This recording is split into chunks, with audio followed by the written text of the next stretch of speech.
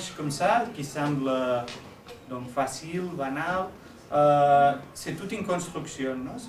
On fait un fond, on illumine, on place l'objet au centre. C'est un travail photographique. Non?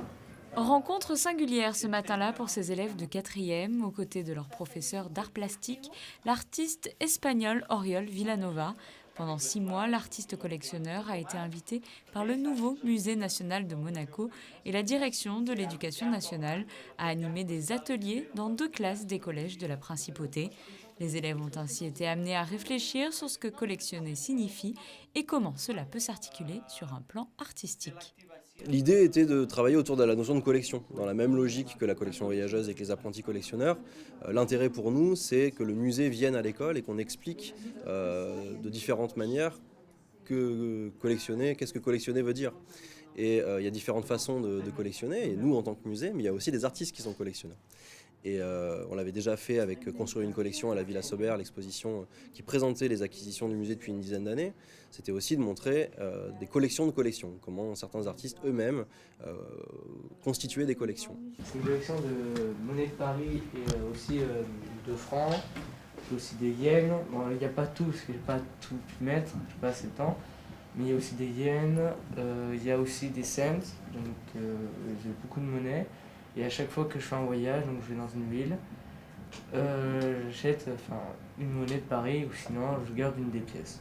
Le nouveau Musée national de Monaco propose régulièrement des échanges avec les établissements scolaires de la Principauté, notamment avec ses ateliers, la collection voyageuse et les apprentis collectionneurs. Avec cette résidence, c'est une première expérience pour les élèves d'avoir un artiste qui se rend dans leur salle de classe. Habituellement, on va au musée, et là c'est eux qui viennent, et puis en plus avec la présence de l'artiste. Donc le côté humain est indéniablement intéressant pour eux. Voilà. Et puis d'être en direct, la première séance par exemple, ils leur ont posé plein de questions. Et c'est vrai qu'ils étaient vraiment demandeurs. Il y a plein de choses qu'ils ne connaissaient pas, du vocabulaire, des choses comme ça. Et c'est vrai que c'était très très bien de ce côté-là. On proposait un petit jet. D'ici à la fin de juin, jusqu'à les derniers jours qu'on se rencontre, que serait que vous partagez votre vie avec une image. Vous portez, j'imagine, vous tous avez vos téléphones plein de photos. Non? Vous avez vos photos dans les téléphones. Mais avant, il ne fait pas autant de temps, les gens portaient des petites photos dans son portefeuille. Porter les photos de sa copine, donc les pères portaient des photos de ses enfants. L'artiste cherche ici un travail sur ce rapport à l'image imprimée que leur génération peut avoir perdu de vue. Ils devront jusqu'au mois de juin garder cette carte postale près d'eux et la faire vieillir. C'est une série d'exercices, de réflexion sur l'idée de la collection. Oui, le moment qu'on finit de collectionner, en fait, je vois la collection comme une forme, presque comme un instant qu'on a tous, et à un moment donné, on stoppe. Et donc, les réactiver, réfléchir à ça, donc comment on présente les collections, comment on les ordonne, et parler avec les collections. On a tous au fond de nous une âme de collectionneur, et particulièrement lorsque l'on était enfant. Cartes à jouer, pins, poupées, figurines ou encore monnaie, chacun son style. Au début, on devait présenter nos collections et du coup, la professeure elle nous a demandé de prendre des photos et de les présenter à la classe. Je pensais que c'était que des objets, mais en fait, maintenant, ça peut être aussi une collection de musique et tout ça, de films. Une collection, ça peut commencer tout petit quand on commence à collectionner quelque chose qu'on trouve par exemple par terre ou dans une cave ou quoi, et ensuite ça peut devenir une passion de collectionner ça, t'en trouves plus, ensuite tu le gardes chez toi et pour ensuite peut-être le présenter comme on a fait aujourd'hui. C'est la collection que j'ai arrêtée dernièrement en fait parce que j'avais plus tellement de temps, et c'est la collection où j'avais le plus d'objets en fait, c'est ce que j'aimais le plus en fait faire. Parce qu'en fait quand j'étais petit, j'adorais tout monter et démonter.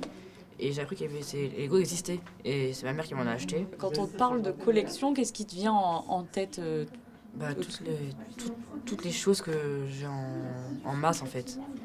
Quand j'ai juste deux, trois choses, c'est pas une grande collection pour moi. Les Lego pour moi c'est vraiment très grosse collection. Qu'est-ce qui te plaît dans l'idée de collectionner? C'est que ça rappelle les souvenirs, des voyages, comment ça s'est passé, où je les ai achetés. Des fois, je m'en souviens pas parce que ça fait longtemps que je les ai. Après ces 6 mois de rencontres et d'échanges, les élèves ont pu développer des connaissances dans l'approche plus professionnelle de la collection, comme le fait un musée, avec notamment la notion d'inventaire, de conservation ou encore de marché. On collectionne tous en réalité. En fait, le principe, c'était de leur montrer, de désacraliser le principe de la collection, puisqu'on est tous collectionneurs et eux-mêmes sont des collectionneurs en puissance. La plupart du temps, ils l'ont été très tôt et ils s'arrêtent un peu de l'être à l'adolescence, mais parfois ça reprend.